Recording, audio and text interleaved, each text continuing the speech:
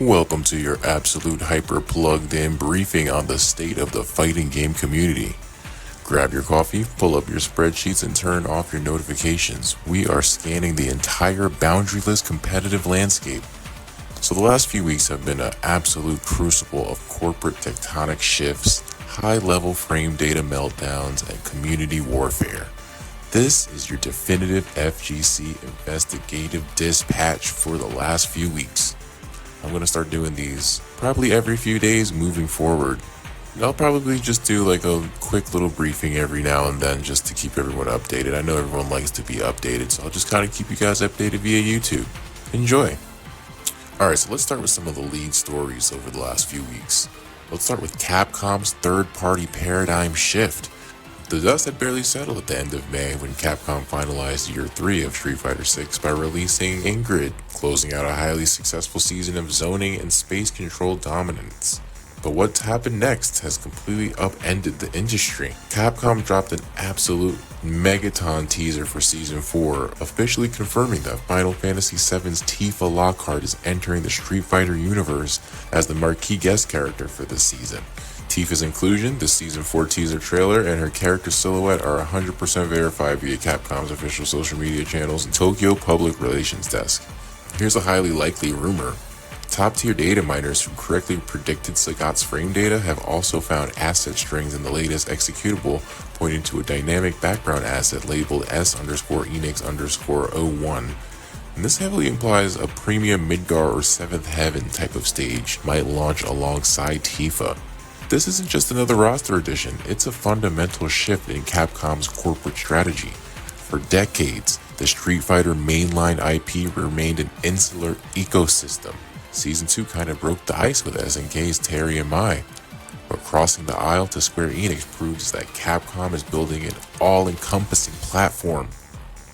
From an industrial standpoint, this is a calculated play to maximize the casual to competitive conversion rate ahead of Capcom Cup 13. Tifa's inclusion bridges the gap between millions of legacy JRPG fans and the mechanical depth of the RE engine in fighting games. Now let's move on to Tekken 8's rushed rebalances. The version 3.01 hotfix emergency. Over in the 3D realm, Bandai Namco is in full firefighting mode.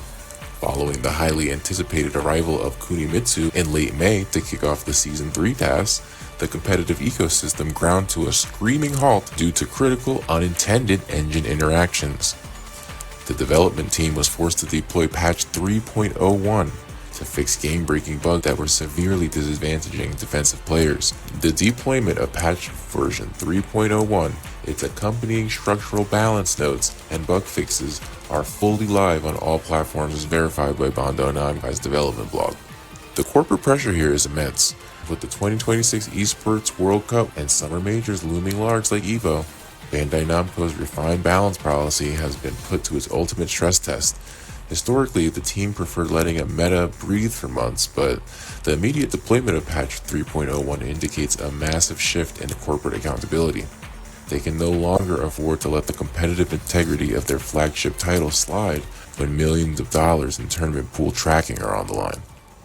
And let's finish the major stories up with Invincible. Within the last few months, Invincible Versus crosses the million-player threshold. Quarter Up and Skybound Games are popping champagne. Their brutal 3v3 tag fighter Invincible Versus, which launched in April 2026, has officially crossed 1 million active players globally across PC and consoles. The 1 million player milestone was published via Skybound Games' investor relations portal and corroborated by concurrent Steam DB player charts. Developed by a team largely composed of 2013 Killer Instinct veterans, the game faced intense skepticism at first. Could a Western comic book IP stand toe-to-toe with Riot Games' 2XKO in the tag team arena? The answer came down hard at Combo Breaker 2026, where Invincible Versus made its major tournament debut. The sheer number of entrants and viewership proved that the market has plenty of room for high-octane gore-soaked tag mechanic, and if the netcode and system design are pristine. The big takeaway here is that the fighting game genre has completely shed its niche status. Publishers are treating these games as premier intellectual property nodes, leveraging cross-media clout and rapid balance cadences to keep player retention at historic highs. And just a little round the horn multi-game micro news. I'm going to just have a little bit of micro news either in the beginning of these videos or just sprinkled in the middle. For this video, I'll have it in the middle. So for this segment, we'll just have a quick mention of 2XKO. Riot Games is still carrying out major regional initiative, testing in-game tournament integration for offline local scenes.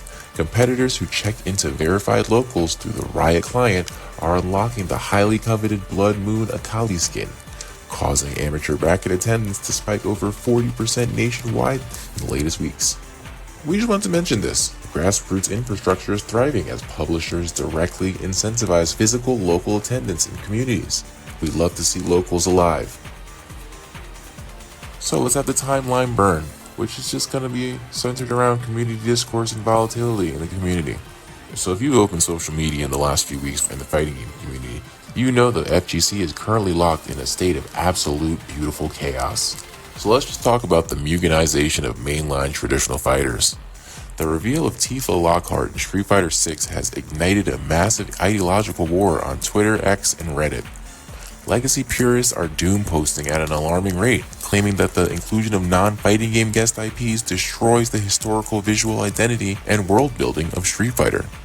We are 3 steps away from this game looking like a corporate Mugen build, read one viral thread with over 2 million views on Twitter X. On the other side of the battlefield, modern competitive players and content creators are laughing all the way to the bank.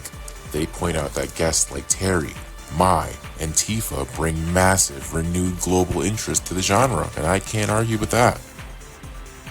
And finally, let's just talk about the great Invincible versus Ultimate Finisher tournament ban debate.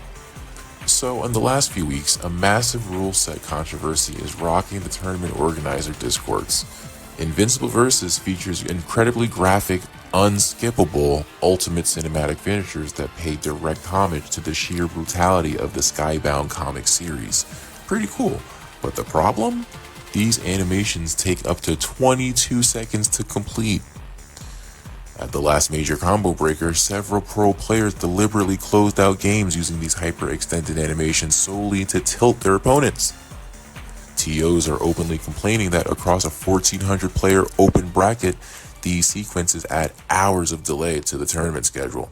Public tweets and statements from major TOs confirm that formal rule set amendment drafts are currently being debated behind closed doors.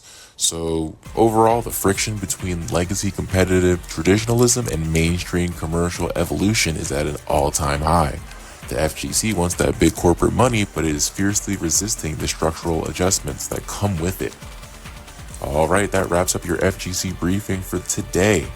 The meta is moving faster than an optimized drive rush, and the corporate landscape is completely rewriting the rules of engagement. I'll have another one of these for you guys with some fresh news right before EVO in a few days. So until then, hit the lab, practice your punishes, and keep your composure. I'll see you on the bracket. And as always, please visit carryoutinfight.com for all of your fighting game gear needs. We have some cool designs that we think you'd love rocking at your next event, tournament, or convention. Check us out, and we'll provide you with 10% off coupon, limited time. Thanks for watching, y'all, and make sure you're always hungry.